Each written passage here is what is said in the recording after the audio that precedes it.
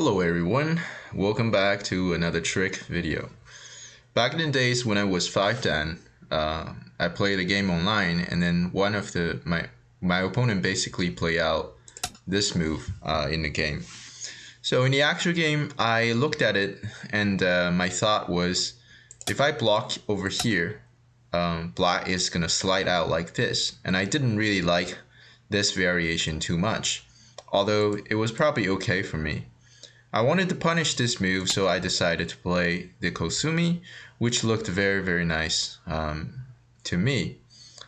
My opponent followed up by crowing here, and me, following my intuition, obviously decided to block. My opponent does it again, I block again, and I was like, what is black doing here, right? I am just winning the game. I kill the corner and I get the outside. My opponent follows up by clamping, and obviously I didn't want the corner to escape, so he clamped again. And for the same reason, I decide to just take the corner. Black follows up by extending. I connected. Black extended on the other side, and then I also had to connect. And then at this point, black decides to make a 2-space extension.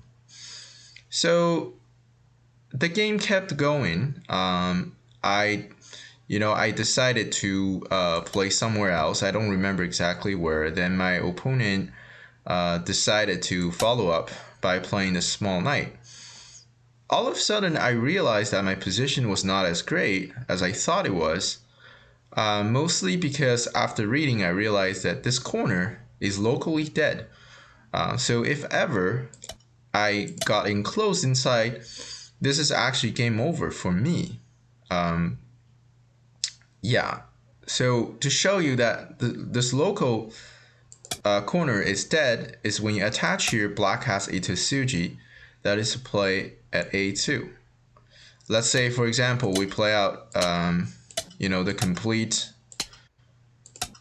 variation is at this point that we can tell that next move black is going to play C1. So if you don't play anything, black plays C1 and white is killed. And obviously, if white connects here, this is more or less a double-digit Q problem.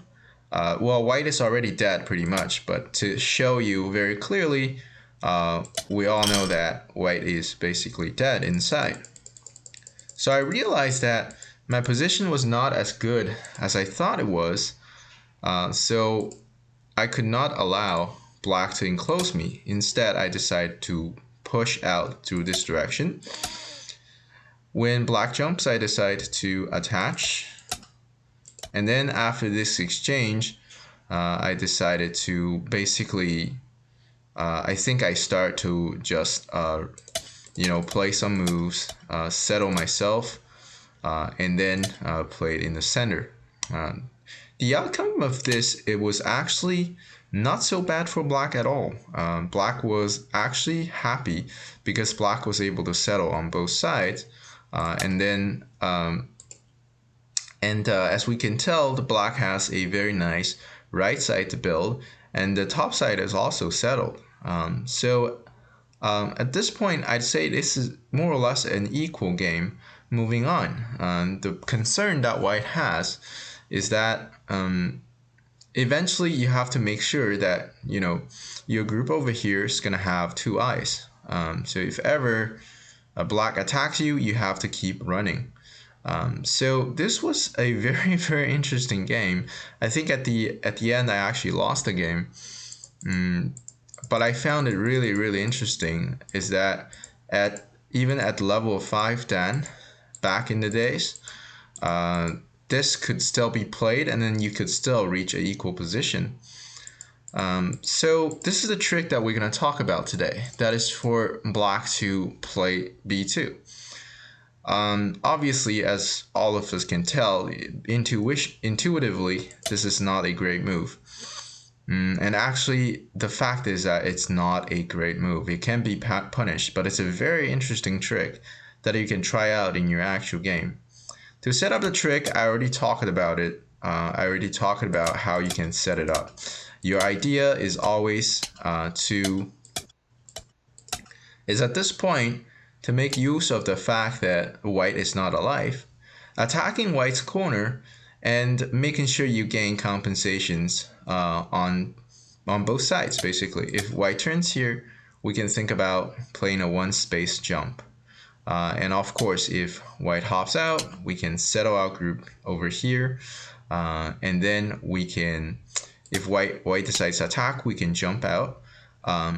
In jumping out, not only we're putting pressure on J3, but also, as I've spoke about, the white's corner is just not alive.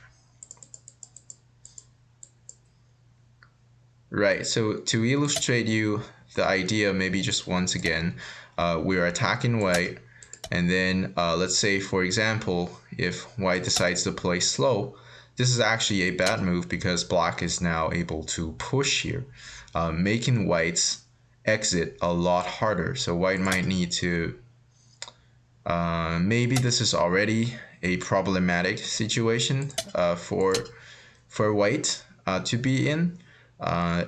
So if you ever get the chance to enclose white, this is a winning game for you. Like pretty much your opponent has to resign because if this corner gets killed, that's just too much. So white has to be actually very careful. And then white's win rate is actually not so high, especially when black reaches this position with white.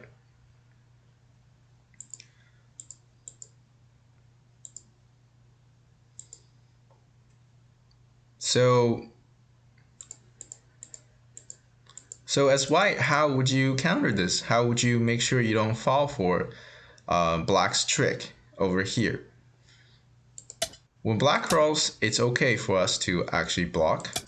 When black turns here, this is an important point in the game where we need to think a little bit differently, right? If we just try to focus on the corner, then we might reach the result that I just discussed about. The correct move here for white is to actually punish at c5. Well, black pretty much has no choice but to black actually is a very difficult situation because if black extends, we can block. Black actually does not have enough space to live in here. And the counter attack is obviously not going to work out because when white jumps here, if you can catch these four guys, that means you're pretty much dead inside. So a more resilient variation is for black to actually attach out and connect here. So now white is forced to connect the stone over here. Black is gonna make a clamp, extend, forcing white to connect here. This is black's rights, but now black has to make a decision. Basically, if black tanukis, white can actually just go ahead and just start killing black in here. So after a5, I'll leave you to verify there's no way for black to actually live. But if black actually decides to live, and the best way is to play a5 because it creates effects towards the top side with this a5 move. But then white is able to get the compensation. That's actually a huge compensation at j3. And then at this point, we can tell that white has the influence towards top side, influence towards the right side, as well as potential to enclose all this as territory. So this is pretty much a losing game for black, just with this small corner over here. So that would be the correct way for you to actually punish.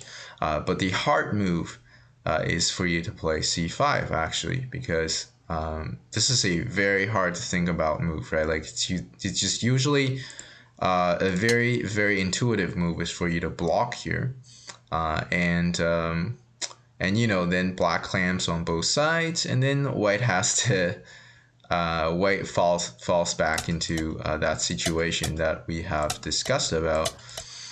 Black makes use of the fact that white is not alive to gain compensations from both sides.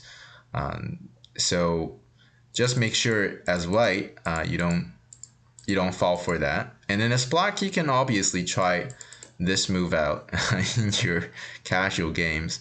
especially with your friends when you're having fun. You can show him a thing or two.